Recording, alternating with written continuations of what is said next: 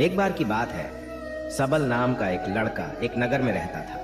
वह अपने जीवन से बहुत निराश था।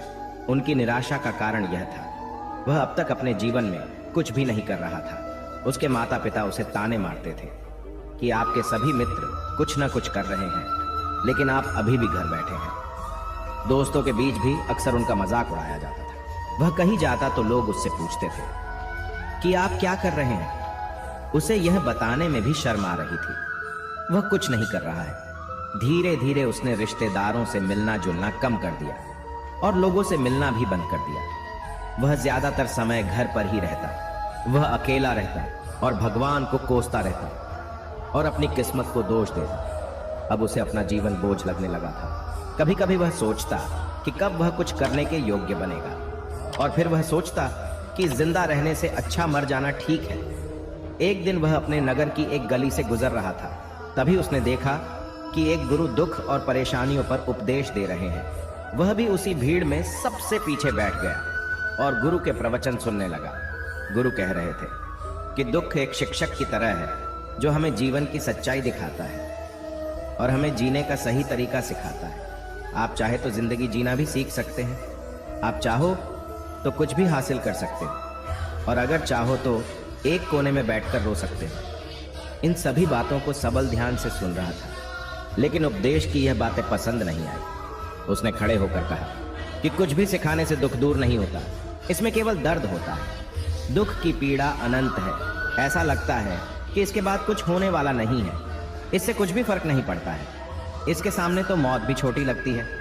तब गुरु ने कहा, वत्स, तुम्हारा दुख क्या है? सबल ने उनके सामने अपनी सारी व्यथा सुनाई और गुरु से पूछा कि मेरे इन दुखों का कोई उपाय है तुम्हारे पास? यह सुनकर गुरु मुस्कुराए और बोले, तुम उस दिन मेरे पास आना जब आपके जीवन में वास्तविक दुख आए।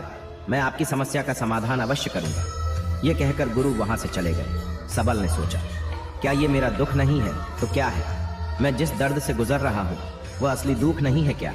मेरा दुख कोई नहीं समझ सकता। जब माँ बाप नहीं समझते तो भला गुरु क्या समझेंगे? उस दुखों से व्यथित होकर सबल ने एक फैसला लिया कि अब वह कुछ करेगा। सबल ने एक छोटा व्यवसाय शुरू किया, पर उसे सफलता नहीं मिल रही थी। लेकिन उसके घर वाले खुश थे। वह कुछ कोशिश कर रहा है। वह अपने व्यवसाय में लगा रहा और धीरे धीरे उन्हें सफलता मिलने लगी। फिर उसने रफ्तार पकड़ी और केवल 3 साल के अंदर ही वह एक बड़ा बिजनेसमैन बन गया। अब सबल के आसपास ऐसे कई लोग थे जो उसकी परवाह करते थे, जो उससे प्यार करते थे। अब उनके परिवार के सदस्य भी उसकी तारीफ करते करते थकते नहीं थे। दिन ब दिन उसके मित्रों की संख्या बढ़ती जा रही थी। अब वह अपनी जिंदगी से बहुत खुश था। उनके कुछ दोस्तों ने उन्हें सलाह दी कि जब तुम एक बड़ा बिजनेसमैन बनकर बहुत खुश हो तो सोचिए आपको कितनी खुशी होगी अगर आप इस शहर और इस राज्य के सबसे बड़े बिजनेसमैन बन जाते तो कितने लोग आपसे जुड़ना चाहेंगे। आपकी कितनी बड़ी ख्याति होगी और स्वयं राजा भी आपसे दोस्ती करना चाहेंगे और जरूरत पड़ने पर आपसे पैसे भी उधार लेंगे। दोस्तों की यह बात सबल के मन में बैठ गई। अब वह और पैसे कमाने की कोशिश करने लगा, लेकिन उसे यह सब बहुत ही जल्दी चाहिए था। वह समय बर्बाद नहीं करना चाहता था। वह अधिकांश समय इन चीजों को प्राप्त करने में लगाने लगा। इसलिए वह ऐसे काम करने लगा जो सही नहीं थे। उसने पैसे उधार लेना शुरू कर दिया। उसके दोस्तों से पैसे की मात्रा और अधिक मुनाफा कमाने के लालच में वह अपने माल में मिलावट करने लगा। उसने अन्य व्यापारियों के खिलाफ भी साजिश रची और उन्हें डराया धमकाया। जैसा उसके दोस्त कहते थे वैसा ही करता था। वह इन तरीकों से ज्यादा पैसा कमा रहा था, पर अब उसके जीवन में पहले जैसा चैन नहीं था। उनके मन की शांति गायब हो गई थी और वह रात को सो नहीं पाता था। वह विचारों में रहता था। वह सब कुछ पाकर भी उसे किसी चीज में सुख नहीं मिल रहा था। एक दिन सबल अपनी गाड़ी से कहीं जा रहा था। तभी रास्ते में उसे गुरु का आश्रम दिखाई दिया। वह रुका और गुरु के पास जाकर बोला, गुरु जी, आपने मुझे कहा था जब कभी जीवन में सच्चा दुख आए तो चले आना। अब मैं बहुत दुखी हूँ। मेरी नींद हराम हो गई है। मुझे कहीं भी शांति नहीं मिल रही है। इस प्रकार सबल ने अपनी सारी समस्याएं गुरु को बताई। गुरु ने कहा, जब तुम पहली बार मुझसे मिलने आए थे तब भी तुम किसी दुख में थे। आपने उस दर्द से क्या सीखा? सबल ने कहा कि सिर्फ सोचने और चिंता करने से कुछ नहीं होता। अपनी दृष्टि को सच करने के लिए मेहनत भी जरूरी है, और सिर्फ मेहनत करने से कुछ नहीं होता। परिणाम भी मिलना चाहिए। जब आपको लगे कि आपका लक्ष्य हासिल नहीं होने वाला है, तब राह में चाहे कितनी भी मुश्किलें आ जाए, मन कितना भी निराश क्यों ना हो, अब कुछ नहीं होने वाला है, तब खुद आत्मविश्वास करें, मैं जो भी कर रहा हूं उसमें अवश्य सफल होऊंगा। लोग केवल सफल लोगों का सम्मान करते हैं। कोई कितना भी अच्छा क्यों ना हो, वह हमेशा लोगों की नजरों में बोझ बने रहते हैं। ये सब सुनकर गुरु मुस्कुराए और बोले, यह वास्तविक दुख नहीं है। अपने जीवन में वास्तविक दुख आए तब मेरे पास आना, मैं उसे ठीक कर दूंगा। सबल ने जाते समय गुरु को सोने के सिक्कों से भरा घड़ा भेंट किया। घड़े को देखकर गुरु ने कहा कि यह मेरे किसी काम का नहीं है, उस पेड़ के नीचे एक गड्ढा खोदकर गाड़ दो। सबल ने घड़े को पेड़ के नीचे दबा दिया। जैसा कि गुरु ने बताया उसने वैसा ही किया और वहां से चला गया। कुछ दिनों से कारोबार ठीक चल रहा था, लेकिन व्यापार के गलत तरीके के कारण धीरे धीरे उसे व्यापार में घाटा होने लगा। उसकी सारी दौलत धीरे धीरे खत्म होने लगी और एक दिन ऐसा भी आया जब उसके पास कुछ भी नहीं बचा और उस पर कर्ज का बोझ चढ़ गया था। परंतु वह निश्चिंत था, क्योंकि उसने अपना सारा कर्ज अपने दोस्तों से लिया था। उसने सोचा था कि उसके दोस्त बुरे वक्त में उनके साथ खड़े रहेंगे, लेकिन ऐसा कुछ नहीं हुआ। जैसे ही बुरा वक्त आया, दोस्त पहले उससे कर्ज मांगने लगे। अगर उसने कर्ज नहीं लौटाया तो उन्होंने उसे जान से मारने की धमकी भी दी। उनके सभी शुभ चिंतक और प्रियजन उससे दूर हो गए। उसके दोस्त जो उसके साथ मस्ती किया करते थे, अब उससे दूर भाग रहे थे। उसका परिवार उसकी गलतियां और कमियां गिनने लगा। उसकी सारी संपत्ति नीलाम हो गई और उसके पास कुछ भी न बचा। जब उसने अपने पिता से मदद मांगी तो पिता ने कहा कि मेरे पास थोड़ी सी संपत्ति है, अगर मैं तुम्हें दे दूंगा तो मैं तुम्हारी माँ को क्या कहूंगा। यह संपत्ति हमारा अंतिम सहारा है।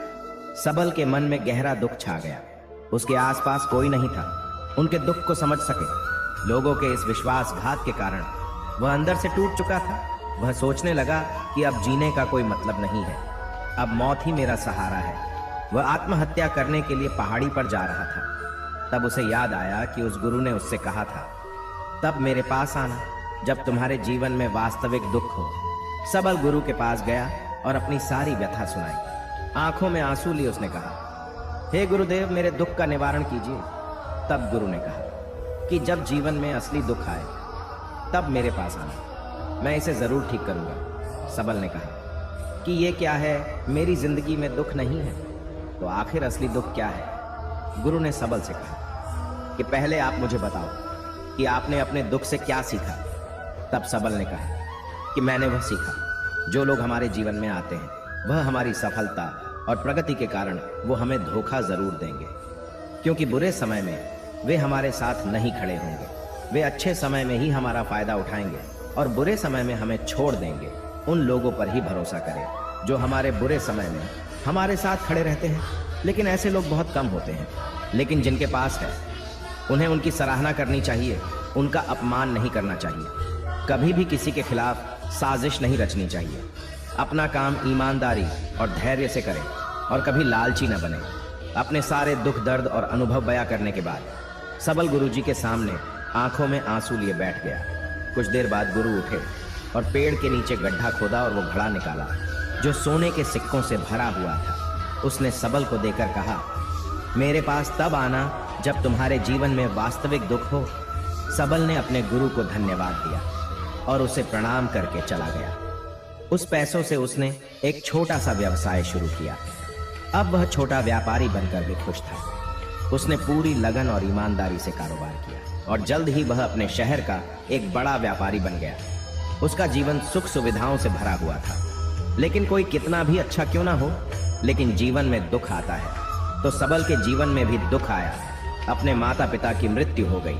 वे दोनों एक ही दिन मर गए। सबल अपने माता पिता से बहुत प्यार करता था, इसलिए उनके निधन से उन्हें गहरा सदमा लगा। अंतिम संस्कार किया गया। उसने अपने माता पिता का शव जलते हुए देखा तो उसका मन बेचैन हो उठा। उसके मन में कई सवाल उठने लगे। वह घर वापस आ गया। उसने अपने माता पिता के घर और संपत्ति को देखा, जिसके लिए उनके पिता हमेशा लड़ते रहे। आज वो खाली पड़ा है। जिन्होंने इसकी देखभाल की, इसके लिए लड़ने वाले इस दुनिया से चले गए। उसके पिता ने जो कुछ कमाया वह सब यही रह गया। एक दिन पहले तक उसके पिता मारपीट करते थे किसी के साथ उसकी संपत्ति के लिए। आज वो खुद इस दुनिया से चले गए। उसका मन ऐसे अनेक विचारों में भटक रहा था। वह अंदर से अकेला और डरा हुआ महसूस कर रहा था। वह खाली महसूस कर रहा था। उसे लगा कि कुछ तो है, परंतु वह समझ नहीं सका। इसलिए वह गुरु के पास गया। उसे देखकर गुरु ने कहा, क्या जीवन में कोई दुख है? सबल ने कहा, वैसे तो जीवन में कोई दुख नहीं है, सब कुछ अच्छा चल रहा है, लेकिन आज मेरे माता पिता का देहांत हो गया है। मैं इस घटना से बेहद दुखी और परेशान हूं। गुरु ने कहा, इसमें दुखी होने की क्या बात है? एक दिन सबको मरना है, मुझे भी मरना है, तुझे भी मरना है। शायद तुम कल ही मर जाओ या आज भी मर सकते हो। सबल ने कहा, क्या कह रहे हो गुरुजी?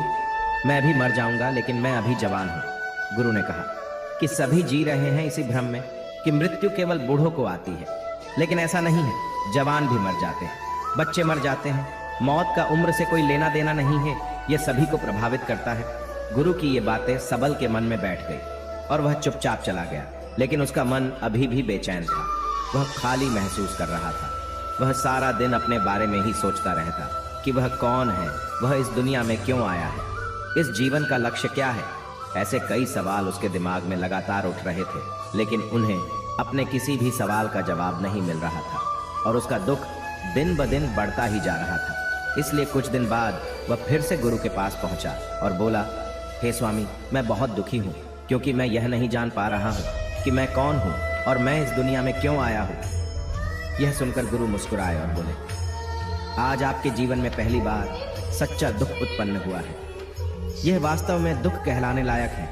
हम नहीं जानते कि हम कौन हैं, हम क्यों आए हैं। सबल ने अपने गुरु से कहा कि उसकी दुर्दशा दूर करें। गुरु ने कहा कि हम सभी इंसान हैं, जीवन भर संग्रह करते रहते हैं। सबल ने कहा, कोई भी इंसान अपने साथ कुछ भी नहीं ले जा सकता, वह सिर्फ अकेला ही जाता है। मेरे माता पिता भी अपने साथ कुछ भी नहीं लेकर गए। धन संपत्ति वैभव सब कुछ यहाँ पर छोड़कर गए। गुरु ने कहा, अब मेरी बात ध्यान से सुनो। इस संसार में हमें जो संग्रह करना चाहिए वह हम नहीं करते, बल्कि चीजें हमारे सामने होती हैं, लेकिन हम उन्हें देखने की कोशिश नहीं करते। हमें इस दुनिया में जो कुछ भी इकट्ठा करना है वह हम खुद हैं। हमें खुद को जुटाना होगा ताकि जब हम मरे तो हम एकजुट हो सके और खुद को पहचानने में सक्षम होने के लिए। हम अंदर बटे हुए हैं। हम प्यार, नफरत, गुस्सा, ईर्ष्या में बटे हुए हैं। क्रूरता, धन, स्थिति, प्रतिष्ठा, सम्मान, पहचान, धर्म, जाति, सैकड़ों हजारों ऐसी चीजों और इच्छाओं में हम विभाजित हैं और टुकड़ों में जीवन जी रहे हैं। इस विभाजन के कारण हमारी चेतना कभी एक नहीं हो सकती। हमारी चेतना व शक्ति बिखरी हुई है, इसलिए हमारे पास इतना समय नहीं है, इतनी ऊर्जा नहीं कि हम मुड़ सकते हैं और अपने भीतर देख सकते हैं। वास्तव में धन, सम्मान और सुविधाओं के अभाव को लोग दुख समझते हैं और जीवन भर के लिए इसे दुख कहकर रोते रहते हैं और समाधान खोजने का प्रयास करते रहते हैं। उन्हें अपना समाधान कभी नहीं मिलेगा, क्योंकि जिसे लोग दुख कहते हैं वह वास्तविक दुख नहीं है। यह सिर्फ एक आदमी की इच्छा है। उसकी इच्छा कभी पूरी नहीं होती, इसीलिए व्यक्ति को कभी उनके प्रश्नों का समाधान नहीं मिलता।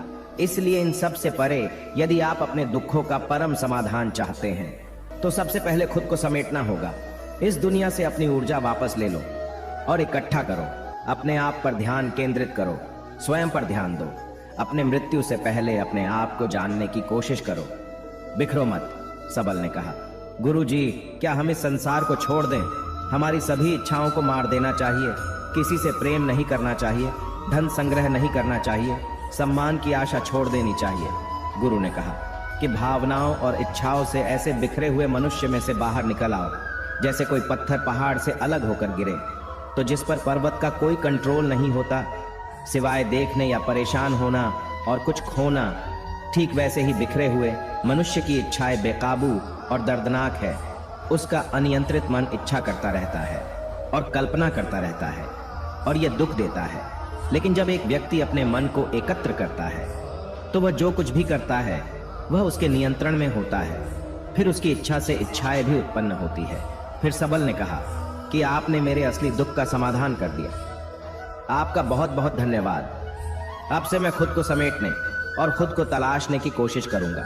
गुरु ने कहा कि मानव शरीर में बहुत ऊर्जा और शक्ति है, लेकिन यह फालतू के कामों में बटा हुआ है, बेकार की बातों में लगा हुआ है। यह एक बहुत ही शक्तिशाली मशीन की तरह है और वह बिना सोचे समझे अपनी शक्ति बर्बाद कर रहा है। और बिना किसी नियंत्रण के। इसीलिए इस शक्ति पर ध्यान दे, अपनी चेतना और इसे इकट्ठा करे। सबल को अपने प्रश्नों का उत्तर मिल गया। उसने अपने गुरु का धन्यवाद किया और चुपचाप चला गया। एक बार की बात है, पहाड़ी के नीचे बसे एक छोटे से गांव में एक जवान लड़का रहता था। वह लड़का उस पूरे गांव में अपने आलस्य और काम चोरी के लिए प्रसिद्ध था। सभी गांववासी उसे आलसी कहकर ही पुकारते थे, क्योंकि वह पूरे दिन एक पेड़ के नीचे पड़ा रहता, झपकियां लेता और अपने भविष्य के बारे में अच्छे अच्छे सपने देखता। उसके दिन ऐसे ही आलस्य में गुजर रहे थे। लेकिन एक दिन उस गांव में एक बौद्ध भिक्षु पधारे, जो कि अगले 3 दिनों तक उसी गांव में ठहरने वाले थे। बौद्ध भिक्षु गांव में भिक्षा मांगते, दिन भर लोगों को उपदेश देते और रात्रि में गांव के बाहर बने बौद्ध मठ में विश्राम करते। बौद्ध भिक्षु जब भी भिक्षाटन के लिए जाते और भिक्षा लेकर वापस लौटते, तो वो हर बार उस जवान लड़के को उसी पेड़ के नीचे लेटा हुआ पाते। बौद्ध भिक्षु 2 दिनों तक ये सब देखते रहे और वो समझ गए कि यह लड़का मानसिक आलस्य का गुलाम है। तीसरे दिन जब बौद्ध भिक्षु भिक्षा लेकर वापस लौट रहे थे, तो वह उस लड़के के पास गए, जो कि अभी भी उसी पेड़ के नीचे लेटा हुआ था। भिक्षु ने लड़के से कहा, बेटे, मेरे पास तुम्हारे लिए एक काम है। मैं चाहता हूँ कि तुम उस पहाड़ी की चोटी तक जाओ और वहाँ से मेरे लिए एक पंख लेकर आओ। लड़के ने लेटे लेटे ही अपना सिर पहाड़ी की तरफ घुमाया और उसकी सबसे ऊंची चोटी तक अपनी नज़र दौड़ाई। उसके बाद उसने बौद्ध भिक्षु की तरफ देखा और उपहास उड़ाते हुए कहा, यह असंभव है, मैं उस पहाड़ी के शिखर तक नहीं जा सकता, मैं बहुत आलसी हूँ। बौद्ध भिक्षु ने मुस्कुराते हुए कहा, अरे लेकिन मुझे जिस पंख की तलाश है वो इस पहाड़ी के शिखर पर भी नहीं मिलेगा। वो तो इस पहाड़ी के दूसरी तरफ एक गुफा के अंदर मिलेगा, जिसके लिए इस पहाड़ी के शिखर तक चढ़कर दूसरी तरफ नीचे उतरना होगा। लेकिन वह कोई साधारण पंख नहीं है। ऐसा पंख तुमने आज तक नहीं देखा होगा। वो एक बहुत ही दुर्लभ लेकिन सुंदर पंख है, जो अपनी रोशनी बिखेरता है। भिक्षु की इन बातों से उस लड़के के अंदर उत्सुकता जागी। उसने आज से पहले ऐसे किसी पंख के बारे में कभी नहीं सुना था और ऐसे रोमांचक सफ़र के बारे में सोचकर वह अंदर से उत्साहित हो उठा। इसीलिए उसने भिक्षु की चुनौती को स्वीकार करने का निश्चय किया और वह पहाड़ी की तरफ चल पड़ा। लेकिन चढ़ाई बहुत लंबी और कठिन थी। जल्द ही लड़के का शरीर थकने लगा, सांस फूलने लगी और शरीर से काफ़ी पसीना बहने लगा। लेकिन फिर भी उसने चलना जारी रखा। वो जैसे जैसे ऊपर और ऊपर चढ़ता गया, उसे प्रसन्नता और उत्साह की अनुभूति होने लगी, जिसे उसने आज से पहले कभी महसूस नहीं किया था। अंततः जब वह कड़ी मेहनत और लंबे प्रयास के बाद पहाड़ी के शिखर पर पहुंचा, तो वह पूरी तरह से थक चुका था, लेकिन वह बहुत खुश था।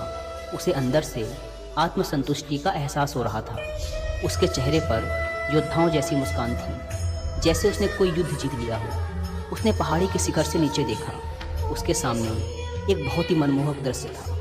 उसने अपने अंदर एक उपलब्धि की भावना महसूस की, जो उसने आज से पहले कभी नहीं की थी। लेकिन असली चुनौती आगे थी। लड़के को पहाड़ के दूसरी ओर उतरना था और उस गुफा को ढूंढना था जहां पंख के मिलने की बात कही गई थी। नीचे उतरना और भी ज़्यादा मुश्किल व खतरनाक था, क्योंकि ढलान ज़्यादा खड़ी थी और चढ़ाई के समय लड़का कई बार लड़खड़ाया और गिरा भी था, तो वह डर भी उसके अंदर था। लेकिन भिक्षु को पंख लाकर देने के वादे की वजह से वह लगातार आगे बढ़ता रहा। काफ़ी खोज मशक्क़त और कड़ी मेहनत के बाद जब वह अंत में गुफा तक पहुंचा, तो उसने देखा कि पंख वहीं पड़ा हुआ था, जो गुफा के प्रवेश द्वार से छनकर आ रही रोशनी में चमक रहा था। उसने पंख उठाया, लेकिन उसकी सुंदरता को देखकर अचंभित रह गया।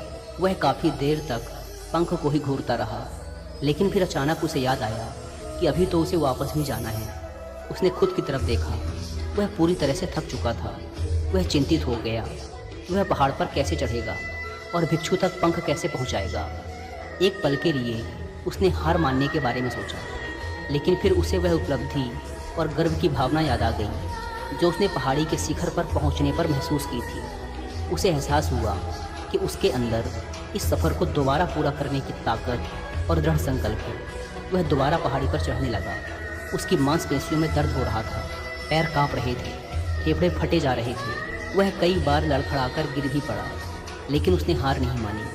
वह खुद को आगे बढ़ाने के लिए लगातार प्रेरित करता जा रहा था। अथक प्रयास और घंटों की कड़ी मेहनत के बाद अंततः जब वह बौद्ध भिक्षु के पास पहुंचा और उनके हाथों में वह पंख रखा, तो उसकी खुशी का ठिकाना ना रहा। उसे महसूस हुआ कि आज उसने अपने आलस्य पर काबू पा लिया है और कुछ महत्वपूर्ण करके दिखाया है। उसके चेहरे पर इतनी खुशी और संतुष्टि का भाव देखकर बौद्ध भिक्षु मुस्कुराए और बोले, बहुत बढ़िया मेरे बच्चे, आज तुमने जीवन का एक बहुत ही महत्वपूर्ण सबक सीखा है कि आलस्य कोई ऐसी चीज़ नहीं है जिसे स्वीकार कर लिया जाए या सहन किया जाए। आलस्य एक चुनौती है जिसे दूर करना होगा। यह एक बाधा है जिसे पार करना होगा, और आलस्य को ख़त्म करने के लिए तुम्हें अपना पहला कदम उठाना ही पड़ेगा। अपने लक्ष्य की ओर चलना ही पड़ेगा, और तब तक चलते रहना पड़ेगा जब तक तुम अपनी मंजिल को हासिल नहीं कर लेते। लड़के ने भिक्षु के शब्दों की गहराई और उसके महत्व को समझते हुए हाँ में अपना सिर हिला दिया। आज उसे एहसास हुआ कि वह हमेशा से ही बड़ी और महान चीज़ों को करने में सक्षम था, लेकिन उसके आलस्य ने उसे रोक रखा था। अब वह जानता था कि उसके पास अपने रास्ते में आने वाली किसी भी बाधा को दूर करने की ताकत और दृढ़ संकल्प है। इसके बाद भिक्षु ने उस लड़के को आशीर्वाद दिया और उस गांव से चले गए। इस कहानी से सीखने वाली बात यह है कि जब हम असंभव लगने पर भी अपने लक्ष्य को प्राप्त करने के लिए खुद को आगे बढ़ाते हैं, तब हम अपने भीतर एक ऐसी ताकत और दृढ़ संकल्प की खोज करते हैं जिसके बारे में हम पहले कभी नहीं जानते थे। आलस्य पर काबू पाने के लिए हमें खुद को चुनौती देनी चाहिए और बड़े व महत्वाकांक्षी लक्ष्य बनाने चाहिए। फिर चाहे वो लक्ष्य कितने ही मुश्किल क्यों ना हो, हमें लगातार खुद को अपनी शारीरिक और मानसिक सीमाओं से परे ढकेलते रहना चाहिए, और असफलताओं व बाधाओं का सामना करने पर भी अंदर से मजबूत बने रहना चाहिए। हमें अपने लिए एक नियम बनाकर और उस पर टिके रहकर अपने दैनिक आदतों और दिनचर्या में अनुशासन और निरंतरता भी विकसित करनी चाहिए। हम कुछ ऐसी अच्छी आदतें बना सकते हैं जो हमें मन न लगने पर भी ध्यान केंद्रित करने और क्रियाशील बने रहने में मदद करती हैं। एक और महत्वपूर्ण बात, आलस्य पर काबू पाने का मतलब विकास की मानसिकता विकसित करना है। इसका मतलब चुनौतियों और असफलताओं को विकास और सीखने के अवसरों के रूप में देखना, न कि हार मानने के कारणों के रूप में। विकास की मानसिकता को अपनाकर हम असफलता के बारे में अपनी सोच को नया रूप दे सकते हैं और इसका अपने सुधार व सीखने के लिए उपयोग कर सकते हैं। और अंत में हमें अपने आलस्य पर काबू पाने के लिए अपने आराम को छोड़कर जीवन की चुनौतियों और अवसरों को